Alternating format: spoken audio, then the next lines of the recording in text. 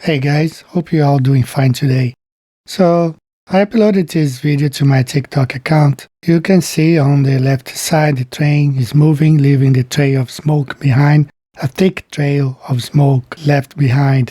And on the other side, on the right side, you see a volcano is expelling fumes, thick ash. It goes straight up, proving that Earth is at rest and not speeding through the universe.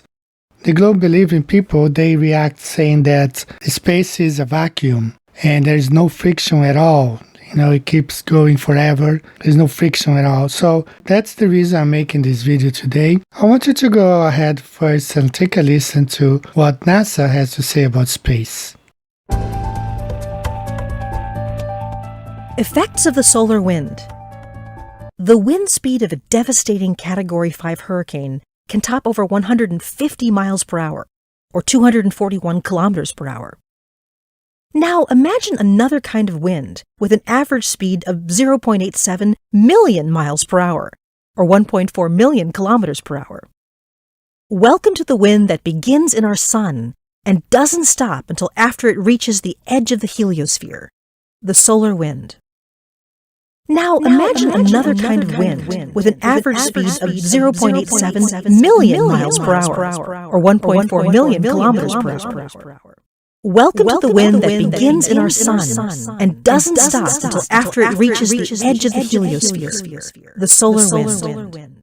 So according to them, there is this continuously blowing solar wind of a speed of almost 1 million miles per hour, or 1.4 million kilometers per hour, continuously blowing.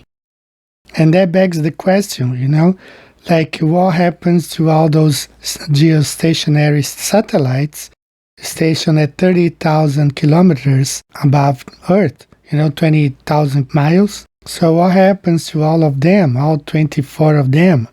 How about, how did they make it to the moon, 250,000 miles from Earth, with, basically just a sextant as a navigational instrument, without having been blown off course, being blown away by this 1 million miles per hour wind? How about the James Webb telescope, is not going off its course? Same thing with the Mars rovers. It traveled for almost 2 years to reach Mars. If this wind blows on this tin can size of a car, it would easily blow this stuff away. Just imagine, for example, here on Earth, according to the heliocentric model, a wind of 100 miles per hour, 150 miles per hour. Look what can do to this car. Can just flip a heavy car. And look at this scene on a parking lot. All those cars being blown away by a wind of just 150 miles per hour. Considering that we have what they believe the so-called gravity here, and those heavy things are being easily blown away by a wind of 150 miles per hour.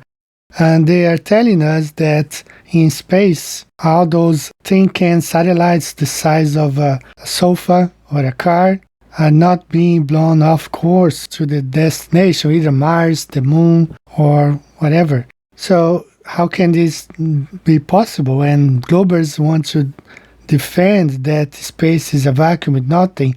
We are traveling forever with no problem at all. We cannot feel the atmosphere.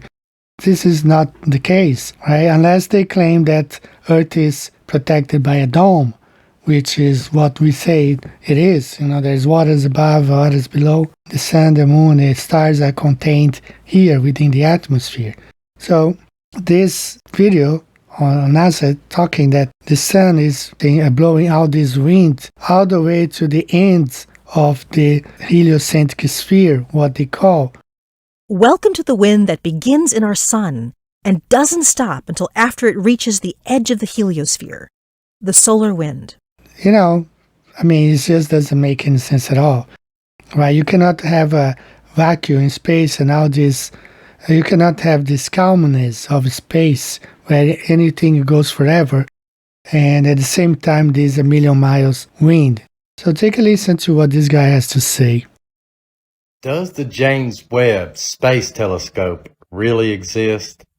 No, it does not, and I'm about to prove it to you in just 3 short minutes. Let's take a good look at its design real quick, because it's not very aerodynamic whatsoever, which it really would need to be. Look at this big mirror up top. This, traveling at speeds of Mach 10, would be like a big parachute.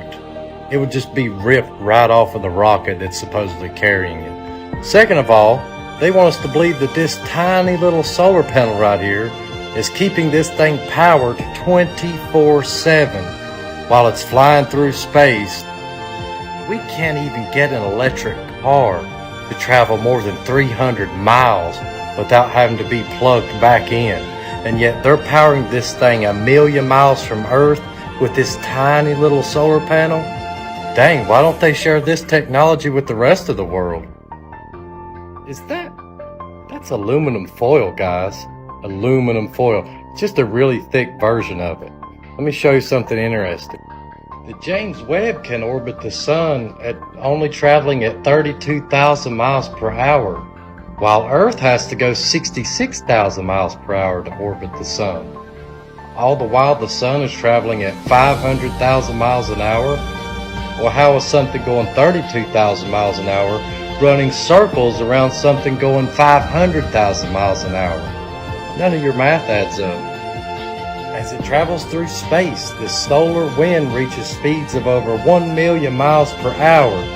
Well, I just showed you its design. Shall we take another look? Look at these sheets of thin aluminum, very thin. Look at these little panels that's holding it on. 1,000,000 miles per hour? Give me a break. It would tear this little Cracker Jack box into shreds. This thing would be torn off the top. This panel right here would be ripped off the bottom, and all of this aluminum foil right here would just be ripped to shreds. It's impossible, guys. So they strapped this telescope to a rocket, okay, and launched it into space. Well, look how hot the surface of the rocket gets upon leaving Earth's atmosphere. 6,000 degrees Fahrenheit, guys. 6,000 degrees. The melting point of aluminum, just 1,200 degrees Fahrenheit. There's no physical possible way that it could withstand those temperatures. And they expect us to believe that it's flying through all of this space debris, cosmic dust, rocks, meteors, and asteroids, and never hits anything, never needs cleaned, never needs maintenance. So here are the size of satellites according to NOAA. The smallest one, the size of a watermelon. And you see here on top, the heaviest one, the size of a pickup truck, about 7,000 pounds or 3,200 kilograms.